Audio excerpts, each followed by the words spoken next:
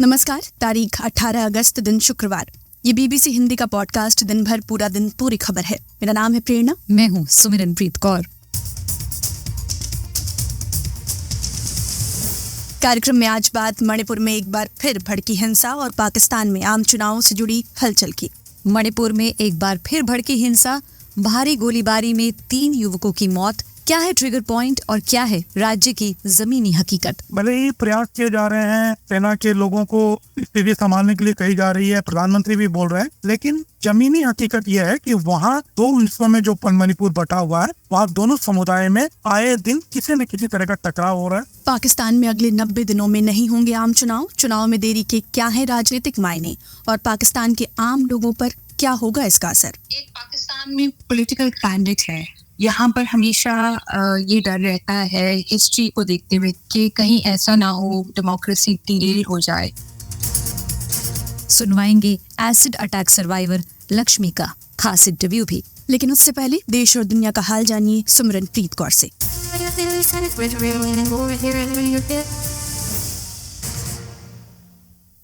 जंगल की आग फैलने की वजह से उत्तरी कनाडा के शहर येलो नाइफ को खाली कराने का काम जारी है। गुरुवार तक आग शहर के उत्तर पश्चिम से बस 15 किलोमीटर ही दूर थी। येलो नाइफ लगभग 20,000 लोगों का घर है। निवासियों को शुक्रवार तक बाहर निकालने का आदेश दिया गया था, लेकिन ऑपरेशन आसान नहीं रहा। आग को येलो नाइफ शहर तक पहुंचने से पहले ही रोकने का संघर्ष जारी है। शेन थॉम्सन, जो उत्तरी पश्चिमी क्षेत्र के पर्यावरण और जलवायु परिवर्तन मंत्री हैं, उन्होंने कहा, There have been lots of vehicles out on the road. I mean, you can see. Shane Thomson कह रहे हैं, सड़क पर बहुत सारी गाड़ियां हैं। आदेश जारी होने से पहले ही लोगों ने कल ही निकलना शुरू कर दिया था और लोग अभी भी वहां से निकल रहे हैं। हम उम्मीद कर रहे हैं कि हर कोई समय से पहले बाहर निकलेगा। उम्मीद है कि सभी को बाहर निकाल लेंगे और फायर फाइटर्स अपना काम करते रहेंगे। रूस ने यूक्रेन पर मॉस्को के एक बिजनेस डिस्ट्रिक्ट पर ड्रोन हमला करने का आरोप लगाया है। हाल के सप्ताहों में शहर पर बार बार ड्रोन से हमले हुए हैं। वहां के मेयर सरगोई सोबियानिन ने कहा है कि हवाई सुरक्षा ने ड्रोन को ध्वस्त कर दिया है। एक ब्रिटिश नर्स को 7 नवजात शिशुओं की हत्या करने और जिस अस्पताल में वे काम करती थी वहां 6 अन्य को मारने की कोशिश करने का दोषी पाया गया है। भारत के बिहार के अररिया जिले में शुक्रवार की सुबह हिंदी अखबार दैनिक जागरण के स्थानीय संवाददाता विमल कुमार यादव को अज्ञात अपराधियों ने घर में घुसकर गोली मार दी। गोली लगने से पत्रकार की मौत मौके पर ही हो गई। साल 2019 में विमल के भाई की भी हत्या अपराधियों ने कर दी थी। उस मामले में विमल इकलौते गवाह थे और प्राप्त जानकारी के मुताबिक उन पर लगातार गवाही बदलने का दबाव बनाया जा रहा था। मालूम हो कि 2 दिन पहले ही अररिया के थाना क्षेत्र में रहने वाले और समस्तीपुर के मोहनपुर थाना के प्रभारी की हत्या भी अपराधियों ने उनके पैतृक घर में घुसकर कर दी थी। बिहार के सीएम नीतीश कुमार ने इस पर अपनी प्रतिक्रिया दी और कहा, ये दुख की बात है। कोई किसी के बारे में हुआ है, अभी एक न्यूज आया, तुरंत हमने अधिकारियों को कह दिया कि क्या हुआ है जी, इस तरह से हुआ, हमको बड़ा दुख हुआ। हम यहाँ आने के पहले देखे हैं न्यूज, तो हमको लगा कि वही कैसे किसी पत्रकार का हुआ। हमने तुरंत अधिकारियों को कहा इसको देखिए, और मुझे बहुत दुख हुआ कि कैसे किसी की गिफ्ट हो गया, तो देख रहा है। भारत के अंतरिक्ष अभियान चंद्रयान 3 की तरह ही रूसी अंतरिक्ष अभियान लूना 25 ने भी चंद्रमा की सतह की नई तस्वीरें भेजी हैं। रूसी अंतरिक्ष एजेंसी ने टेलीग्राम पर ये तस्वीरें शेयर की हैं। इस तस्वीर में भी चंद्रमा की सतह पर मौजूद गहरे गड्ढे नजर आ रहे हैं, जिन्हें क्रेटर कहा जाता है। इनमें जामीन क्रेटर शामिल है, जो कि चंद्रमा के दक्षिणी ध्रुव में पाया जाता है। इस क्रेटर को धरती से नहीं देखा जा सकता है। अंतरिक्ष वैज्ञानिकों की जिमान क्रेटर में गहरी रुचि है। गुजरात के गांधीनगर में शुक्रवार को G20 देशों के स्वास्थ्य मंत्रियों की बैठक को प्रधानमंत्री नरेंद्र मोदी ने वीडियो कॉन्फ्रेंस के माध्यम से संबोधित किया और भारतीय पहलवान प्रिया मलिक ने नई बुलंदियों को छू लिया है। वे ओमान में आयोजित अंडर 20 विश्व कुश्ती चैंपियनशिप में स्वर्ण पदक जीतने में सफल रहीं।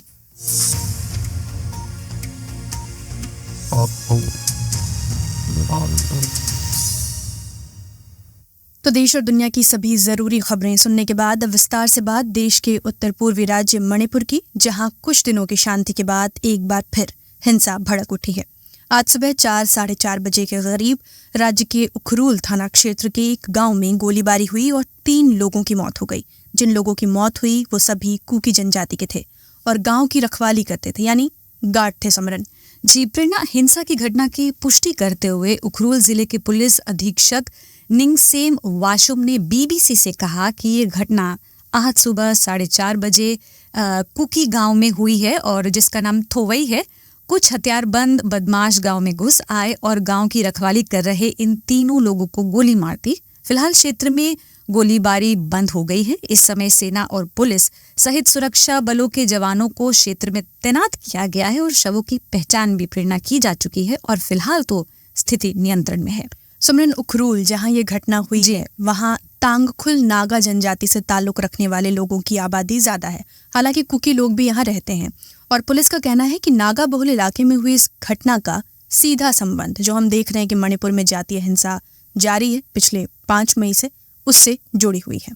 लेकिन प्रेरणा, पिछले कुछ दिनों से ऐसा लग रहा था कि राज्य में धीरे धीरे ही सही शांति वापस आ रही है। प्रधानमंत्री नरेंद्र मोदी ने स्वतंत्रता दिवस के दिन लाल किले की प्राचीर से मणिपुर में हालात सामान्य होने की बात कही थी। यहाँ तक कि गृह मंत्री अमित शाह ने भी यही कहा था कि मणिपुर शांति की ओर बढ़ रहा है, लेकिन फिर एक बार अब हिंसा भड़क गई है। आखिर इसका ट्रिगर पॉइंट क्या रहा और तमाम दावों के इतर राज्य की जमीनी हकीकत क्या है? यही बात जानने के लिए हमने बीबीसी के सहयोगी पत्रकार दिलीप शर्मा से बात की। पिछले जो 10-12 दिन थे उसमें कोई भी ऐसी हिंसा सामने नहीं आई जहाँ किसी की जान गई हो, लेकिन आज जो सुबह जो हमला हुआ है वो हमला यहाँ उखरूल बोल के एक जिला है मणिपुर में, और ये जो जिला है इसमें चौंकाने वाली बात इसलिए है क्योंकि ये नागा जनजाति बहुल इलाका है और यहाँ 1-2 गांव, छोटे गांव कुकी लोगों के गांव है और उन्हीं गांव में से एक गांव है जहां पर ये आज पुलिस ने जो बताया है कि 4:30 बजे के करीब तड़के सुबह ये हमला हुआ है और ये थोबई कुकी गांव में हुआ है। तो ये जो अचानक से जो हमला हुआ है ये इस तरह से इसको समझा जाए 3 लोगों की जान गई है और तीनों कुकी जनजाति के लोग हैं। और मेरी सुबह इसके बारे में जो उखरूल जिले के जो एसपी हैं निंगसेम वाशुम, उनसे भी बात हो रही थी कि नागा बहुल जिले में अचानक कैसे ये हमला हो गया, क्योंकि इससे पहले 3 मई से जब से ये हिंसा शुरू हुई है इस इलाके में इस तरह की कोई हिंसा नहीं हुई है, देखने को नहीं मिली है। तो उन्होंने इसको जो मणिपुर में जो जातीय हिंसा चल रही है उसके साथ ही संबंधित किया है और उन्होंने कहा है कि ये गांव जो है पुलिस चौकी से बहुत ही अंदरूनी इलाके में है जहां कुछ मिसक्रिएंट आज सुबह आए और उन्होंने अंधाधुंध गोलियां चलाई। तो जो 3 लोग मरे हैं कुकी लोग, वो वहाँ विलेज गार्ड थे, गांव की सुरक्षा में लगे हुए थे, तो उनकी मौत हो गई। आखिर ये शांति के बाद इस तरह से कैसे दोबारा ये आ गया? देखिए, मणिपुर में वायलेंस नहीं हुई होगी, लेकिन मणिपुर जिस तरह से 2 हिस्सों में बटा है, एक पहाड़ी इलाकों में कुकी जनजाति के लोग हैं, वो आए दिन अपनी मांगों को लेकर कुछ न कुछ उनका विरोध प्रदर्शन, रैली, ये सारा निकल रहा है। नई दिल्ली में भी अलग अलग संगठन वो प्रेशर कर रहे हैं। उसी तरह मैतेई ग्रुप भी जो इम्फाल घाटी है वहाँ ये कर रहे हैं। तो दोनों में टकराव तो चल ही रहा है। भले ही प्रयास किए जा रहे हैं, सेना के लोगों को स्थिति संभालने के लिए कही जा रही है, प्रधानमंत्री भी बोल रहे हैं, लेकिन जमीनी हकीकत यह है कि वहाँ 2 हिस्सों में जो मणिपुर बटा हुआ है, वहाँ दोनों समुदाय में आए दिन किसी न किसी तरह का टकराव हो रहा है जो हिंसा का रूप ले लेता है। तो प्रेरणा, मणिपुर की जमीनी हकीकत क्या है ये बता रहे थे दिलीप शर्मा। सिमरन, राज्य में हुई इस ताज़ा हिंसक घटना के बाद कांग्रेस ने केंद्र और राज्य सरकार पर निशाना साधा है। कांग्रेस ने सोशल मीडिया पर लिखा कि मणिपुर हिंसा में एक बार फिर से 3 लोगों की जान चली गई। अब तक 160 से ज्यादा लोग मारे गए हैं। मणिपुर बीते कई महीनों से जल रहा है। लोग डर और दहशत के साए में जीने को मजबूर हैं। प्रधानमंत्री मोदी, आप हिंसा रोक क्यों नहीं पा रहे हैं? और प्रेरणा, आज CPIM यानी communist party of India Marxist के नेताओं का एक दल मणिपुर रवाना हुआ है। CPIM महासचिव सीताराम येचुरी की अध्यक्षता में 4 नेताओं का ये दल 18 अगस्त से 20 अगस्त तक राज्य के दौरे पर रहेगा। मणिपुर पहुंचने के बाद सुनते हैं सीताराम येचुरी ने क्या कहा। पहली बात तो ये है कि वहाँ के लोगों को सहानुभूति दिलाने और हमारी एकजुटता की भारत के लोगों के साथ, और ये जो हिंसा जो हो रहा है इस पे एकदम रोक लगाने की जरूरत है। और इसके लिए हम समझते हैं जो भी कदम ये डबल इंजन सरकार को उठाने वो उठाना चाहिए। और पहली बात तो ये है कि वहाँ के मुख्यमंत्री को हटाइए और वहाँ पर शांति की वातावरण को ले आना। इसके लिए जो करना है वो हम जाकर इनसे बातचीत करके वापस आके सुझाव देंगे सरकार को। वहीं मणिपुर के मुख्यमंत्री एन बीरेन सिंह ने कहा कि जातीय संघर्ष से जूझ रहे राज्य में शांति और सामान्य स्थिति की बहाली अत्यंत महत्वपूर्ण है। लेकिन प्रेरणा, हालात कैसे हैं? इसका एक और उदाहरण ये है कि मणिपुर में सत्तारूढ़ बीजेपी के साथ सहित कुकी जोमी जनजातियों के 10 विधायकों ने प्रधानमंत्री नरेंद्र मोदी को एक पत्र लिखा। जी। इन विधायकों ने प्रधानमंत्री से मांग की है कि मणिपुर के 5 पहाड़ी जिलों के लिए अलग से मुख्य सचिव और डीजीपी पद पर लोगों को नियुक्त किया जाना चाहिए। विधायकों का दावा है कि दो समुदाय के बीच हो रही हिंसा के चलते इन जिलों का राजधानी इम्फाल से संपर्क जो है परिणाम वो टूट गया है। सभी ने पीएम रिलीफ फंड से 500 करोड़ की सहायता की भी मांग की है। लेकिन आखिर बात यहाँ तक कैसे पहुंची कि ये नौबत आ गई, बता रहे हैं बीबीसी के सहयोगी पत्रकार दिलीप शर्मा। कुकी लोगों ने साफ कह दिया है कि हम अब दोबारा राजधानी इम्फाल नहीं जाएंगे और हमको एक अलग प्रशासन चाहिए। 16 अगस्त को जो 10 कुकी जो जनजाति के जो 10 विधायक हैं, उन्होंने प्रधानमंत्री को ज्ञापन भी सौंपा है।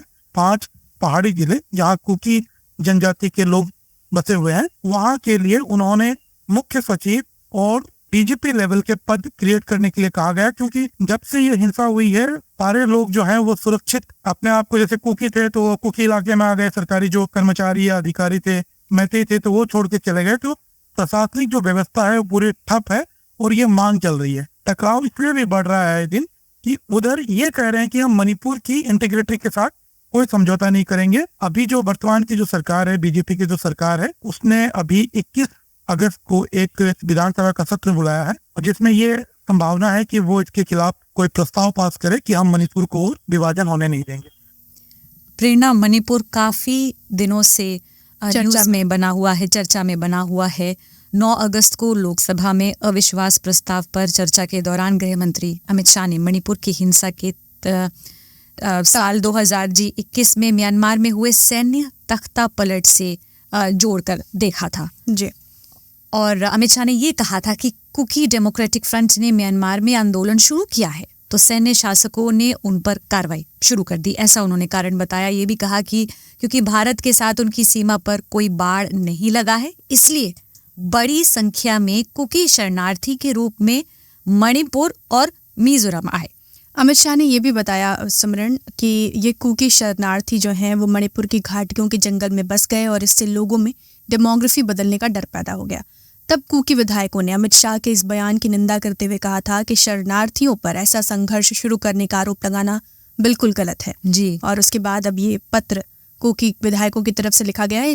और ध्यान देने वाली बात यह है कि जो विधायक हैं इनमें बीजेपी के विधायक भी शामिल हैं और जो टोटल 10 विधायक हैं कुकी जनजाति के, उनमें से 7 विधायक बीजेपी के ही हैं। जी। तो ये बीबीसी हिंदी का पॉडकास्ट दिन भर पूरा दिन पूरी खबर है। कार्यक्रम में आगे बात। लोगों को ऐसा लगता है कि एसिड अटैक हुआ है, यही एक सबसे बड़ा पेन है, लेकिन अटैक एक पर्सन पे होता है, उसका पूरा जो देखा जाए झेलना पूरे परिवार को पड़ता है।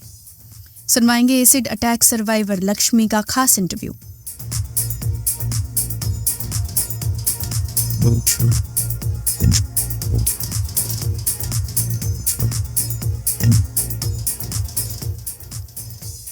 लेकिन उससे पहले सिमरन जी, रोजाना की तरह जी हाँ, आपकी नजर कमेंट सेक्शन पर है और मेरी भी नजर।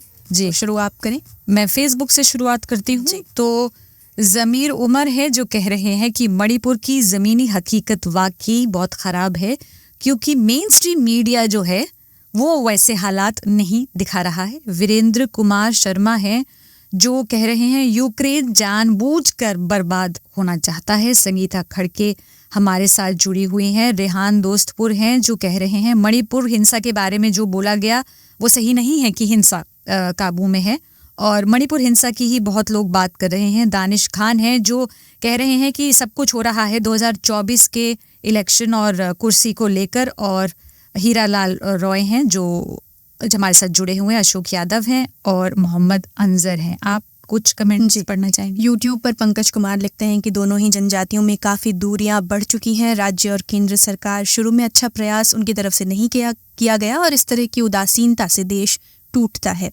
वहीं अहमद हुसैन लिखते हैं कि जुल्म और नफरत का अंत खतरनाक होता है। वहीं कुलदीप सिंह जाखड़ लिखते हैं कि असम के मुख्यमंत्री ने बड़ी घोषणा की है, 2023 के आखिर तक आपसपा को पूरी तरह से वापस लेना है। ये घोषणा असम में सशस्त्र बलों के लिए हिंसा रोकने में बहुत मुश्किलें पैदा करेगी। सुरेंद्र सिंह लिखते हैं कि मणिपुर हिंसा पर राजनीति नहीं होनी चाहिए। महावीर सिंह की टिप्पणी भी लेना चाहूंगी। वो लिखते हैं कि कुकी और मैतेई जातियों के बीच नफरत की खाई इतनी चौड़ी हो चुकी है कि वे एक दूसरे को पूरी तरह खत्म करने पर तुले हुए हैं। वहीं कुमार मोहन लिखते हैं कि डबल इंजन की सरकार फेल हो गई है। तो कई टिप्पणियां हैं और वहीं नवनीत मिश्रा, मनोहर चमोली की टिप्पणी आपने ले ली और जसमिंदर सिंह है। ऐसी कई टिप्पणियां हैं जिन हमारी कोशिश होती है कि हम ज़्यादा से ज़्यादा लेने की नाम भी कोशिश ले करें। सके। जी, अब आगे बढ़ते हैं। आप सुन रहे हैं दिन भर, पूरा दिन पूरी खबर। प्रेरणा, अब बढ़ते हैं कार्यक्रम के दूसरे पड़ाव की ओर और बात करते हैं पाकिस्तान की। आप जानती ही हैं कि पाकिस्तान में संसद भंग हो गई है और फिलहाल केयर टेकर सरकार ही है जो देश चला रही है। बीते 14 अगस्त को देश के राष्ट्रपति आरिफ अलवी ने अनवरुल हक काकड़ को देश के केयर टेकर प्रधानमंत्री नियुक्त किया था। और आमतौर पर सिमरन, संसद भंग होने के 90 दिन की संवैधानिक अवधि में आम चुनाव करवाने की बाध्यता होती है, लेकिन पाकिस्तान के निर्वाचन आयोग यानी इलेक्शन कमीशन ने नई जनगणना के आधार पर निर्वाचन क्षेत्रों का नए सिरे से परिसीमन करने का फैसला किया है, जिससे मानना ही नहीं बल्कि तय हो गया है कि आम चुनाव में देरी हो सकती है और ये अब अगले साल ही करवाए जाएंगे।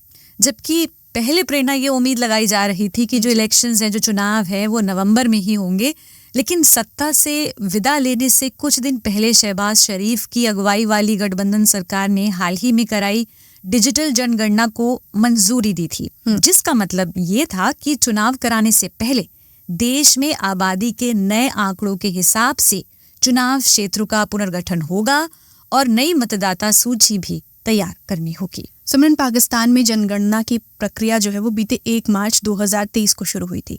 जनगणना में पहली बार डिजिटल तकनीक का इस्तेमाल किया गया और टैबलेट और ऑनलाइन आवेदन के जरिए आंकड़े एकत्रित किए गए। और अब चुनाव आयोग के आखिरी फैसले के बाद डिलिमिटेशन यानी परिसीमन की प्रक्रिया जो है वो शुरू होगी। हालांकि चुनाव के अगले साल तक चलने से मुल्क की सियासत पर इसका क्या असर होगा, आम लोग कितने प्रभावित होंगे, विश्लेषण कर रही हैं शुमाइला जाफरी। एक पाकिस्तान में पॉलिटिकल क्लाइमेट है, यहाँ पर हमेशा ये डर रहता है हिस्ट्री को देखते हुए, इतिहास को, कि कहीं ऐसा ना हो डेमोक्रेसी डिरेल हो जाए और फौज जो है वो किसी न किसी तरीके से दोबारा सत्ता पे कब्जा कर ले। तो ये एक तरह से कह लें वो रीज़न है जिसकी वजह से एक मिसट्रस्ट की कैफियत है। अभी जो रीज़न दिया जा रहा है वो रीज़न जो है वो सिर्फ इलेक्शन कमीशन ने नहीं दिया, ये एक पॉपुलेशन सेंसस हुआ था और उसको जाते जाते जो सरकार कही है अभी कुछ दिन पहले, शहबाज सरकार, उन्होंने मीटिंग बुला के सब प्रोविंसेस की रिप्रेजेंटेशन के साथ वहाँ पे सब पॉलिटिकल पार्टीज की भी रिप्रेजेंटेशन थी और मंजूरी दी कि अब अगले इलेक्शन जो है वो नए सेंसस से होंगे। ये सेंसस के बाद एक नया जो फेज है वो है डिलिमिटेशन कॉन्स्टिट्यूएंसीज की। तो अब इलेक्शन कमीशन ने ये कहा है कि हम 90 डेज की कॉन्स्टिट्यूशनल लिमिट होती है कि आप इसमें इलेक्शन कराएं, तो उन्होंने कहा ये हमारे लिए पॉसिबल नहीं है कि हम डिलिमिटेशन ऑफ कॉन्स्टिट्यूएंसीज का प्रोसेस इतने टाइम में पूरा कर सकेंगे 90 डेज में, जो कि 90 डेज नवंबर में पूरे हो जाते हैं। तो इलेक्शन कमीशन ये कहता है कि 14 दिसंबर तक हम ये ऐसा होगा कि हम इस प्रोसेस को कंप्लीट करेंगे और उसके बाद फिर इलेक्शन हो सकते हैं। तो बात जो भी कही जा रही है, डेट जो चल रही है पाकिस्तान में, जाहिर है कि ये एक कंफर्म डेट नहीं है, वो है फरवरी 2024 की डेट। लेकिन वही बात है कि पाकिस्तान में इस तरह की बातें भी होती हैं कि कहीं ये ना हो कि इलेक्शन करवाए ही ना जाए, एक टेक्नोक्रेट गवर्नमेंट अब आ गई है। ये एक टेक्निकल रीजन पे अभी डिले हो रहा है इलेक्शन, लेकिन इसकी वजह से फियर और जो है वो बहुत ज्यादा है, डर बहुत ज्यादा है लोगों में कि कहीं ये पीरियड लंबा ना हो जाए। और आम जनता पर इसका क्या फर्क पड़ सकता है? आम जनता का सबसे ज्यादा इस वक्त कंसर्न इकोनॉमी है, डेमोक्रेसी से भी ज्यादा इकोनॉमी उनका जो है वो इशू है। तो अगर एक स्टेबल डेमोक्रेटिक गवर्नमेंट आती है तो शायद उनको ये लगता है कि इकोनॉमी थोड़ी स्टेबल हो जाए, लेकिन इसके साथ साथ जो लोगों का एक्सपीरियंस है इस पॉलिटिकल अनार्की के माहौल में, एक ओपिनियन ये भी है कि शायद ये टेक्नोक्रेट गवर्नमेंट आए और ये वो डिसीजंस करे जो इतने पॉपुलर ना हो, जैसे सब्सिडीज वगैरह खत्म कर दें, फ्यूल प्राइसेस को बढ़ा दें जिस तरह के IMF की डिमांड्स हैं, तो लॉन्ग टर्म में इकोनॉमी की हेल्थ बेहतर हो सकती है। इकोनॉमी, जिस तरह से इकोनॉमी का नेचर होता है वो शॉर्ट टर्म तो रिजल्ट्स किसी भी डिसीजन के आते नहीं हैं, तो इसलिए लगता यही है कि लोग बेचैन रहेंगे और वो यही मुतालबा करेंगे कि इलेक्शन जल्दी हो ताकि एक स्टेबल पॉलिटिकल गवर्नमेंट पाकिस्तान में आए जो कि रिप्रेजेंटेटिव हो ट्रूली लोगों की और आवाम की और जनता की। तो प्रेरणा, जहाँ डेमोक्रेसी पर एक सवाल है पाकिस्तान में, इकोनॉमी पर एक सवाल है, वहाँ एक बड़ा नाम आता है पूर्व प्रधानमंत्री इमरान खान का, जो फिलहाल इस वक्त जेल में है। लेकिन कई अटकलें ऐसी भी लगाई जा रही हैं कि अगर इलेक्शन में देरी हो रही है तो क्या कुछ मामलों में अगर उन्हें जमानत मिलती है तो आने वाले चुनाव में क्या उनकी पार्टी या वो कभी हिस्सा ले पाएंगे? इसी के बारे में बात की शुमैला जाफरी ने। देखिए, इमरान खान के लिए बहुत बड़ी लीगल बैटल है। अभी तो वो जेल में है और कन्विक्टेड हैं और उस फैसले के खिलाफ वो अपील कर सकते हैं। अपील उन्होंने कर दी है, उसकी हियरिंग जो है वो हो जाएगी और ये भी हो सकता है कि उस केस में उनको बेल भी मिल जाए, तो उनकी कन्विक्शन अगर ओवरटर्न ना भी हो सके तो वो जेल से बाहर आ जाएं, और जेल से बाहर आ जाएं तो वो अपनी पार्टी, जो कि थोड़ी बहुत रह गई है क्योंकि उनकी पार्टी भी काफ़ी डिसमेंटल हुई है। मई 9 के जो यहाँ पे इवेंट्स हुए थे पाकिस्तान में, जिसमें मिलिट्री इंस्टॉलेशंस पे प्रोटेस्टर्स ने अटैक किया था और आर्मी ये कहती है और कम्युनिटी ये कहती है, उसमें बहुत से लोग नॉन फेसेस भी पाकिस्तान तहरीक इंसाफ के इमरान खान की पार्टी के लोग थे, तो ये उसका बैकलैश है। लेकिन अभी ये भी देखना है कि और भी कई मुकदमे, उन पे 200 के करीब मुकदमे इमरान खान पे, और बहुत सारे मुकदमों में उनकी प्रोटेक्टिव बेल्स थी, वो अब जो है वो डिसमिस होती जा रही हैं। ये भी हो सकता है कि अगले इलेक्शन में इमरान खान जो है वो जेल की सलाखों के पीछे हों और उनकी पार्टी को बहुत बची कुछ थोड़े से लोग जो हैं वो किसी तरह इलेक्शन लड़ पाएं। बल्कि यहाँ तक भी कभी कभी बात होती है कि शायद उनकी पार्टी जो पाकिस्तान तहरीक इंसाफ है उसका जो इलेक्टोरल सिंबल है बैट, क्रिकेट बैट, वो शायद बैलेट पेपर पे भी ना हो। यहाँ तक बातें भी कही जा रही हैं। तो पाकिस्तान के राजनीतिक हालातों का विश्लेषण कर रही थी बीबीसी संवाददाता शुमैला जाफरी। सुमरन, अगर हम पाकिस्तान के उठापटक भरे इतिहास पर नज़र डालें तो चुनावों का अनिश्चित वक्त के लिए टालने की जो आशंका है अभी भी, क्योंकि कहा तो जा रहा है कि अगले साल हो सकते हैं चुनाव, लेकिन एक आशंका ये भी है कि क्या ये चुनाव अनिश्चित काल के लिए टाले जा सकते हैं। तो इन आशंकाओं को भी पूरी तरह से खारिज नहीं किया जा सकता है। मतलब इतिहास बताता है कि जब 1979 में फौजी तानाशाह जियाउल हक और 1999 में जनरल परवेज़ मुशर्रफ ने चुनी हुई सरकारों का तख्ता पलट किया था, तब दोनों ही जनरलों ने वादा किया था कि वो जल्द से जल्द चुनाव कराएंगे और हुकूमत की बागडोर जनता के चुने हुए नेताओं के हाथ में दे देंगे। लेकिन फिर चुनाव कराने और सत्ता की कमान जल्दी से जल्दी आम लोगों के नुमाइंदों को सौंपने का ये वादा अधूरा ही रहा। दोनों ही फौजी शासक लंबे समय तक खुद सत्ता में बने रहे। जी प्रेरणा, अब कार्यक्रम में आगे बढ़ते हैं और आपको बता दें कि दुनिया भर में महिलाओं के खिलाफ होने वाले अपराध के आंकड़े जो हैं वो कम नहीं हैं। कई ऐसी महिलाएं हैं जो खुलकर बोल रही हैं, लेकिन हमेशा से हालात ऐसे नहीं थे। दिल्ली की लक्ष्मी अग्रवाल जब 15 साल की थी तो उनके घर के पास रहने वाले एक 32 साल के आदमी ने उन पर एक हमला किया। शुरुआत कुछ ऐसी हुई थी कि पहले उन्हें उनसे प्यार हो गया। उस शख्स ने लक्ष्मी से प्यार का इजहार किया तो लक्ष्मी ने इनकार कर दिया, जिसके बाद लक्ष्मी अग्रवाल पर तेजाब से हमला हुआ था।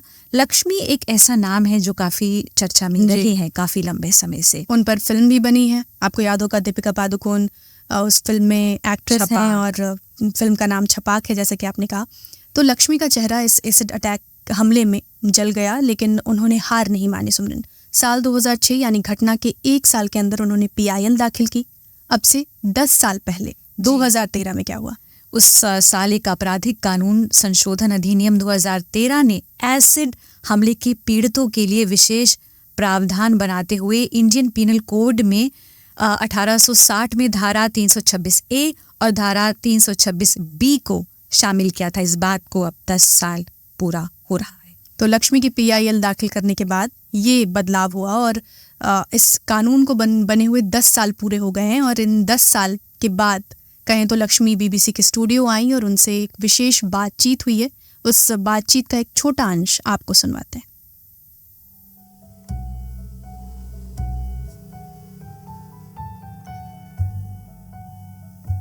2005 में मेरे ऊपर एसिड अटैक हुआ था। उस टाइम पे मैं 15 इयर्स की थी।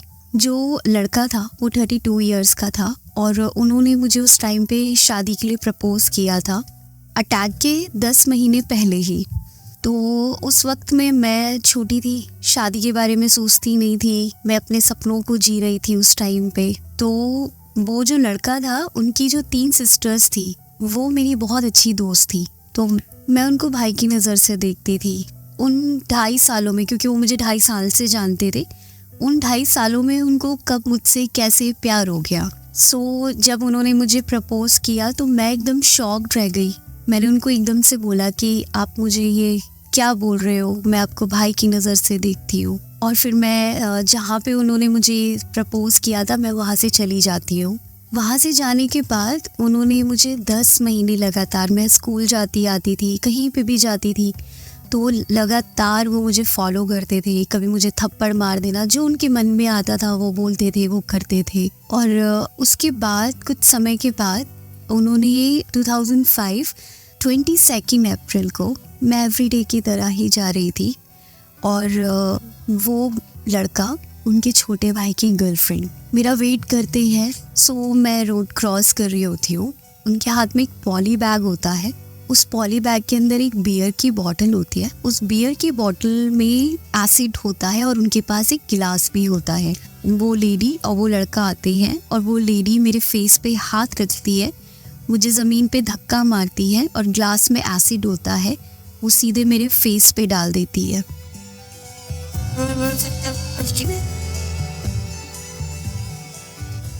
उसके बाद फिर लाइफ में ना, एवरीडे हमारी लाइफ में लोगों को ऐसा लगता है कि एसिड अटैक हुआ है, यही एक सबसे बड़ा पेन है। लेकिन अटैक एक पर्सन पे होता है, उसका पूरा जो देखा जाए झेलना पूरे परिवार को पड़ता है। कहीं ना कहीं अटैक पूरे परिवार पे ही हुआ था। तब मुझे 2005 में ही मैंने डिसाइड कर लिया था कि ना मैं विक्टिम हूँ, ना विक्टिम थी, ना विक्टिम रहूँगी और ना किसी को बनने दूँगी। जब मैंने और सर्वाइवर्स को देखा अपने जैसे, किसी की एक आँख नहीं है, कोई आप पूरी ज़िंदगी नहीं देख सकती है, दोनों आँखें चली गई हैं, ऐसी कई सर्वाइवर्स को देखा। तब मेरे को वहाँ पे रियलाइज़ हुआ कि बहुत हो गया, सोसाइटी में बहुत सारी चीज़ें चल रही हैं, बहुत क्राइम्स हो रहे हैं, अब चुप नहीं बैठना है, अब तो कुछ करना है। उसके बाद से लड़ाई स्टार्ट हुई और फिर उसके बाद फिर पिटीशन डाला कि सिग्नेचर करवाए लोगों के, फिर वो होम मिनिस्ट्री में लेके गए, फिर ऐसे कानूनी तौर पे बहुत सारी लड़ाइयाँ लड़ी। 2006 में जो PIL डाला था उसका 2013 में रिज़ल्ट आया था। तब मैं जाके 2013 में घर से जब मैं बाहर निकली, मैंने अपने जैसी और सर्वाइवर्स को देखा। तब मुझे रियलाइज़ हुआ और मैंने खुद से प्रॉमिस किया कि लक्ष्मी अब बस। तो आप सुन रहे थे लक्ष्मी अग्रवाल का ये इंटरव्यू, जिन्होंने 2013 तक और उसके बाद भी लड़ाई लड़ती रहीं और जो एसिड अटैक विक्टिम्स हैं उनके हक के लिए अब तक इनका संघर्ष जारी है। और अब खेल की दुनिया का हाल भी जान लें, क्योंकि वहाँ भी काफ़ी हलचल है। और पूरी जानकारी देने के लिए हमारे साथ अभी आदेश कुमार गुप्त जुड़ गए हैं। आदेश जी, क्या है क्रिकेट की दुनिया की खबर? देखिए, आज से भारत और आयरलैंड के बीच 3 2020 इंटरनेशनल क्रिकेट मैच शुरू हुई है, जिसका पहला मुकाबला जारी है। भारत ने टॉस जीतकर पहले फील्डिंग करने का फैसला किया और ये फैसला काफी सही साबित हुआ, क्योंकि थोड़ी देर पहले 5 ओवर की समाप्ति के बाद आयरलैंड का स्कोर 27 रन था और जिस तरह से उनके 3 खिलाड़ी आउट हुए तो कहा जा सकता है कि काफी दबाव में है और सबकी निगाहें भारत के कप्तान जसप्रीत बुमराह पर है, क्योंकि लगभग 11 महीने बाद वो इंजरी के बाद इंटरनेशनल क्रिकेट में वापसी कर रहे हैं। 2 ओवर में दर्शन देकर उन्होंने 2 विकेट लिए। दरअसल ये टूर्नामेंट इसलिए इम्पोर्टेंट है क्योंकि इससे जसप्रीत बुमराह की फिटनेस का पता चलेगा और काफी निगाहें रहेंगी, क्योंकि इसके बाद एशिया कप 50 ओवर का 2020 वर्ल्ड कप भी है। हालांकि आज ये टीम में भारत की ओर से रिंकू सिंह को भी मौका दिया गया है, जो IPL में अच्छे खाते चलते थे। इसके अलावा यशस्वी जायसवाल है, तो काफी नई नवेदी टीम है, लेकिन फिर भी उम्मीद की जा रही है कि भारतीय टीम यहाँ पर आसानी से मुकाबला जीतेगी। जी, बहुत बहुत शुक्रिया आदेश जी। और आपको जाने से पहले बता दें कि FIFA women's football world cup का जो फाइनल्स का मुकाबला होगा वो स्पेन और इंग्लैंड के बीच होगा इसी वीकेंड पर। फिलहाल तो ये था आपके लिए दिन भर पूरा दिन पूरी खबर। स्टूडियो संभाल रहे थे अजीत सारथी, मेरे साथ रही प्रेरणा। मुझे सुमनप्रीत कौर और प्रेरणा को दीजिए इजाजत। नमस्कार।